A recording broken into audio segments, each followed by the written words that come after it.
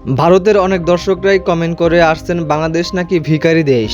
এছাড়াও আরো অনেক বাজে মন্তব্যও করেন, যেগুলো দেখে আপনারও মাথা খারাপ হয়ে যাবে। আজকের ভিডিওতে আমরা ভারতের দর্শকদের চোখে আঙুল দিয়ে দেখাবো আসলেই কে বেশি গরিব, বাংলাদেশ নাকি ভারত। যারা নিজেদের বড়লোক বলে দাবি করেন, আসলে তাদের দেশের কোটি কোটি মানুষ আজও বস্তিতে বসবাস করেন, রাস্তায় শুয়ে থাকেন, দিনে একবেলা খেয়ে বাঁচেন। অথচ বাংলাদেশ তার সীমিত সম্পদ নিয়েও এগিয়ে যাচ্ছে দিনকে দিন। ভারতের মানুষের অনাকাঙ্ক্ষিত বাজে কমেন্টের ভিত্তিতে আজ আমরা দেখব বাংলাদেশ এবং ভারতের মানুষের অবস্থান।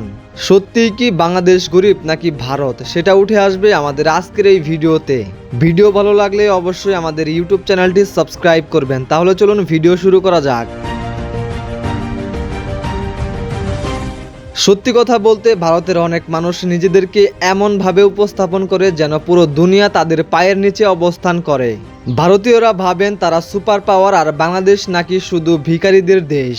কিন্তু মজার ব্যাপার হলো, এই মন্তব্য যারা করেন তারা নিজেরাও হয়তো এমন একটা বাড়িতে বসবাস করেন যেখানে 5 জনে এক বিছনায় ঘুমান।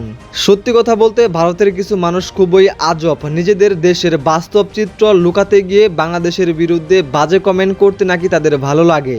চলুন এবার ভারতের কিছু বাস্তব অবস্থান দেখে নেই। প্রথমে আসি মুম্বাইয়ের ধারাবি বস্তি নিয়ে। এশিয়ার সবচেয়ে বড় বস্তি, যেখানে কয়েক লক্ষ মানুষ পায়ের উপর পা রেখে গাদাগাদি করে বসবাস করেন।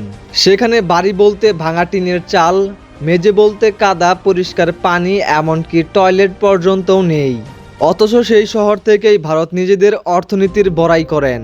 এছাড়াও দিল্লিতে ঘুরে দেখলেই সর্বপ্রথম চোখে পড়বে রাস্তার পাশে হাজার হাজার মানুষ চাদর বিছিয়ে ঘুমাচ্ছে, কেউ কাজের অভাবে, কেউ আবার পেটের ক্ষুধার কারণে। কলকাতা, হায়দ্রাবাদ, চেন্নাই সব বড় শহরে একই অবস্থা। ভারতের সরকারি রিপোর্টস বলছে এখনো প্রায় 23 কোটি মানুষ দারিদ্র্য সীমার নিচে বসবাস করেন। তাহলে এইটা কি উন্নত দেশের চিত্র নাকি আসলেই গরিব দেশের নমুনা? আপনার কাছে জানতে চাইলাম, পারলে ভারতীয়দের মতো আপনিও কমেন্টে জানাবেন।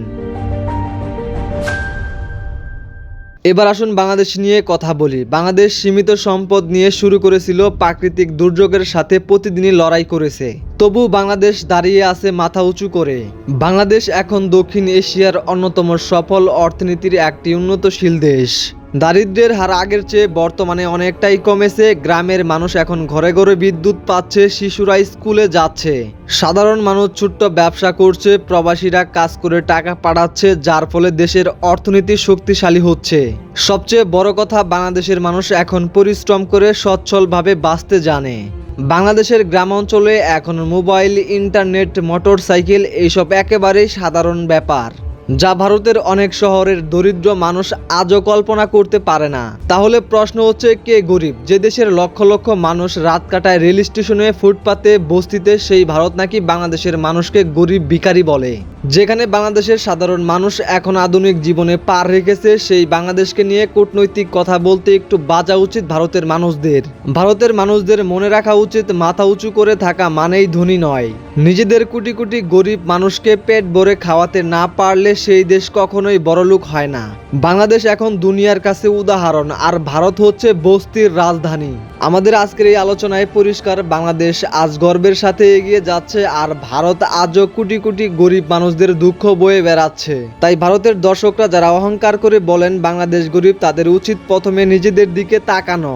বাংলাদেশের মানুষ গরিব নয়, তারা সংগ্রামী, এমনকি পরিশ্রমিক। এটাই সত্য, আর সত্যকে কেউ অস্বীকার করতে পারে না। যাই হোক, আমাদের ভিডিও এই পর্যন্তই। ভিডিও ভালো লাগলে অবশ্যই আমাদের ইউটিউব চ্যানেলটি সাবস্ক্রাইব করবেন। আপনাদের দিন এবং সময় ভালো কাটুক সে আশা করে আমাদের ভিডিও এখানেই শেষ করছি। সবাইকে অসংখ্য অসংখ্য ধন্যবাদ।